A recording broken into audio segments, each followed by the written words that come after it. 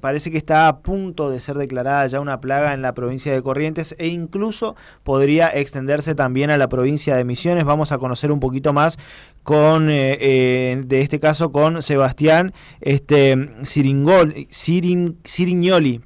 Sebastián Cirignoli. Él es biólogo e investigador del Centro de Investigaciones del Bosque Atlántico y del Parque Nacional Iberá y gentilmente nos atiende. Hola Sebastián, ¿cómo estás? Muy buenos días. Fabián y Mariana te saludan aquí desde Litoral Radio. Muchas gracias por atendernos.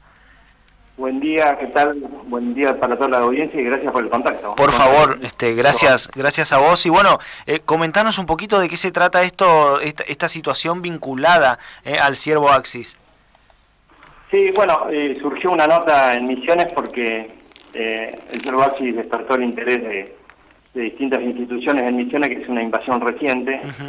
Bien, hace 2 años con compañeros ahí de Iguazú hicimos algún análisis. Los primeros datos que obtuvimos con cámaras trampa, estudiando la composición de mamíferos del sur de Misiones, apareció el ciervo Axis, y ahí empezamos a preocuparnos a ver qué pasaba con el ciervo en la provincia de Misiones, que estaba exenta de esta especie, ¿no? Exótica, un ciervo asiático, que en Argentina fue introducido más o menos en la década del 30, en la provincia de Buenos Aires, y después particularmente en nuestra provincia, en Corrientes, fines de los años 90, en el año 98, se hicieron algunas reintroducciones con fines cinegéticos, digamos, de caza, en la zona de Esquina y después en la zona de los esteros de Liberá, cerca de lo que es el Parque Nacional Liberá. Y Sebastián, en este caso la complejidad de la situación da por la falta de depredador de esta especie o por la propia especie y los perjuicios que genera en el ecosistema. Sí, hay un poco de todo, es una buena pregunta.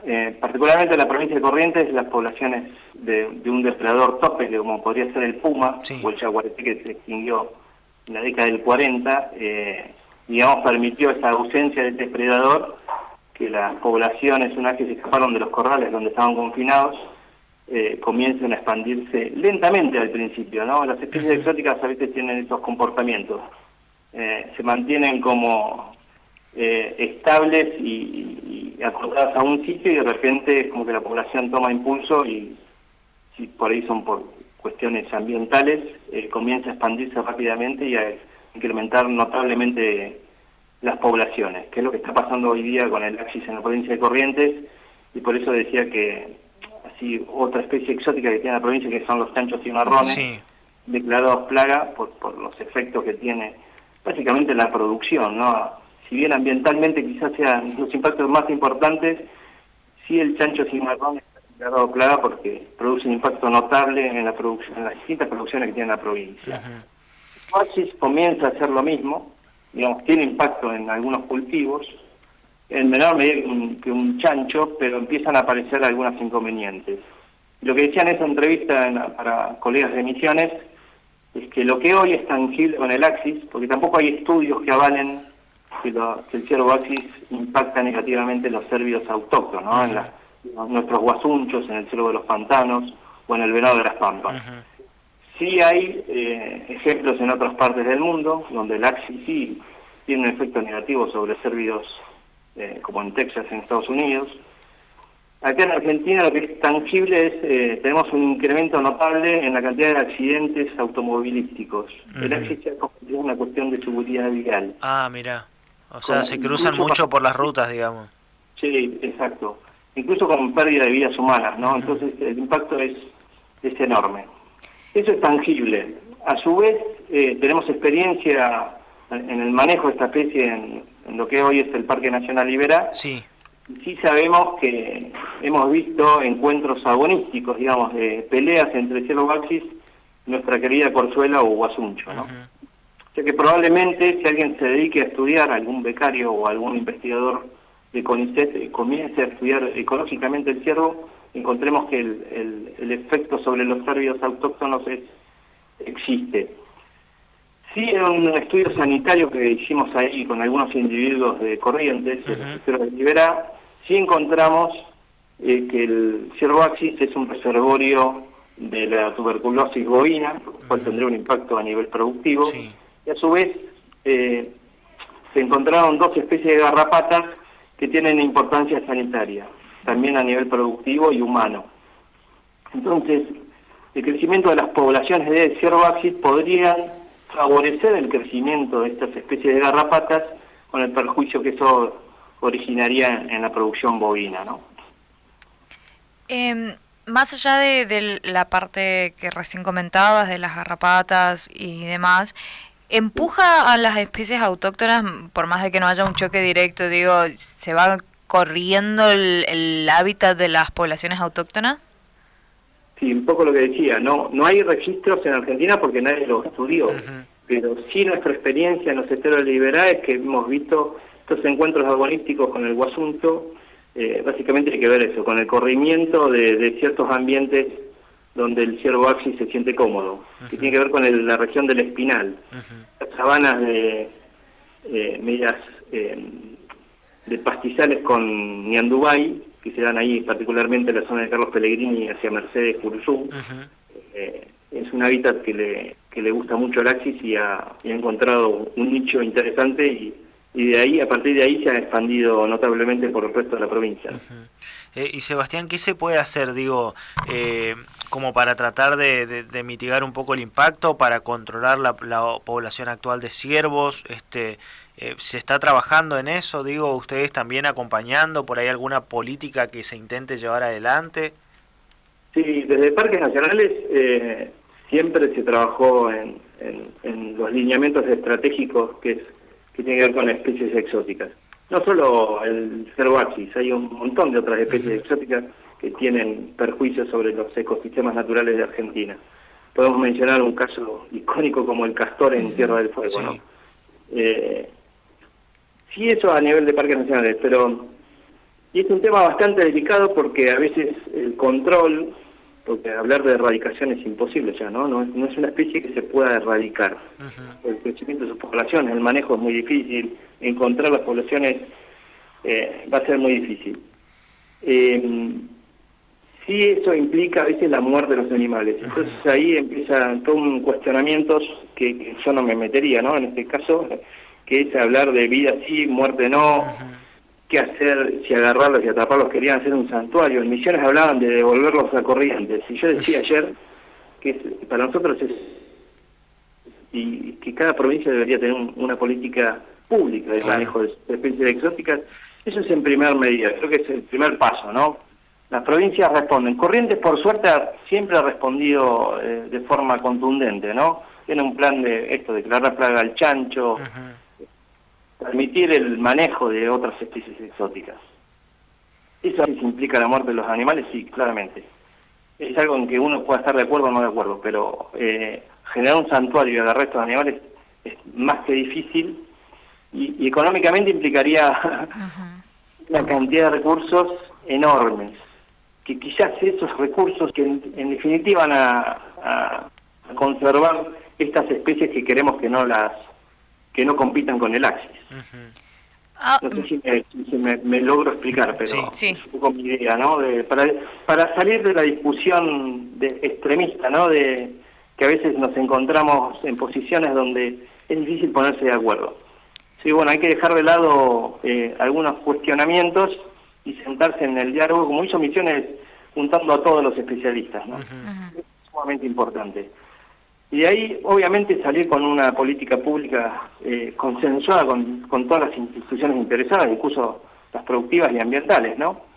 Y aquellos que defienden la vida humana desde la ética de la vida, ¿no? No solo tiene que tener una participación activa en producción o en ambientalismo.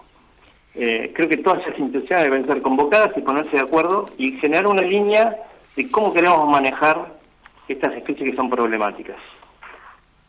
Sebastián, bueno, vos lo dijiste en un momento, esto data de los 90, de la introducción de la especie como objetivo lúdico de la caza, que se fue de las manos. ¿Nunca existió algún tipo de penalización? Digo, ¿todavía cabe la posibilidad de que a alguien se le vuelva a ocurrir y se introduzca una nueva especie invasora, no solamente en fauna, sino en flora? Por suerte Argentina ha desarrollado legislación que está vigente en normativas de que está prohibido el ingreso de ciertas especies, ¿no?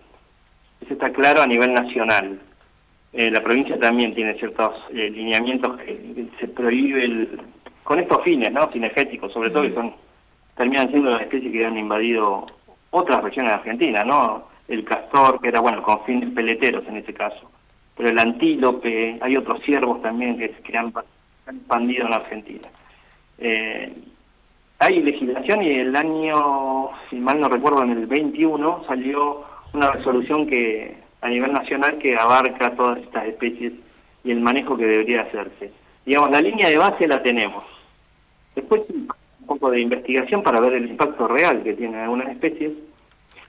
Y a su vez esto nos marca la idea de cuáles son, esto es muy importante, porque alguna gente no es el pensar a la especie que no es de acá como algo malo. No todas las especies que no son de acá son malas, ¿sí? Malas entre comillas.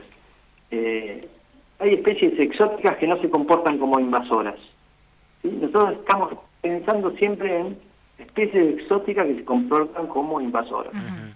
Esa aclaración hay que tenerla en cuenta, porque no es un no al extranjero, ¿no? Entre comillas. No sé si me explico. Sí. A mí particularmente me resulta interesante esto. ¿Qué ejemplos podrías darnos de eso? ¿De otros tipos de especies extranjeras que no son invasoras? Sí, te puedo dar algunos árboles de arbolado público, por ejemplo. No habría necesidad de salir a cortar todos los árboles que no son de acá, claro, digamos, en una plaza. Entonces, especies, probablemente gran parte de ellas no son invasivas. Claro. Y después incluso, por ejemplo, una especie autóctona que se usa mucho en la partización o en las casas y cerca de áreas protegidas, que son las tipas. Vienen de la región de Salta, más de Tucumán, y que realmente acá funcionan perfecto para sombra y no se comporta de manera invasiva. Digamos, te estoy hablando hasta de dos casos distintos, ¿no? Una especie exótica y una nativa que para Corrientes no sería de distribución original y que no se comporta como invasiva, entonces no habría necesidad de preocuparse, ¿no? Después sí, por ejemplo, ahí pasa mucho que ahora ha cambiado mucho, las forestaciones de pino. Sí. Son una especie que sí, que tiene una alta tasa de que la semilla se germine y se expanda con el viento, y bueno, aparecen pinos guachos, como le llaman en el campo, zonas donde no deberían estar. Pero eso, digamos, las políticas de control de sus propias plantaciones, las empresas forestales están, digamos, con ciertos estándares internacionales que les permite exportar la madera a otros países, los obliga un poco a tener ese control. Por ese lado, pero el pino, por ejemplo, a veces ciertas especies de pino se comportan como invasivos. Sebastián, entonces el desafío por lo menos sería este trabajo conjunto, interdisciplinar, para tratar de tomar la mejor decisión, digo, ya sea un control, ya sea esta situación vinculada a la declaración como plaga y que de ahí se puedan implementar algunas herramientas, e incluso también el desafío por delante de estudiarlos un poquito más, digo, su comportamiento, su distribución en el territorio, como para tener más conocimiento todavía acerca de la especie. Correcto, viste en la clave.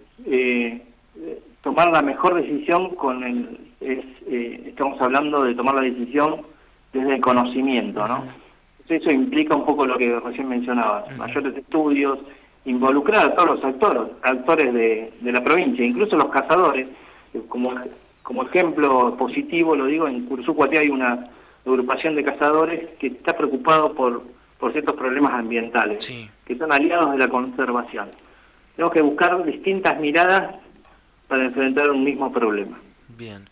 Sebastián, te agradecemos el tiempo y obviamente estamos en contacto ante cualquier información. Te mandamos un abrazo grande. Muchas gracias. A disposición y gracias por el interés. Hasta luego. Hasta luego. Sebastián Chirignoli charlaba con nosotros. Él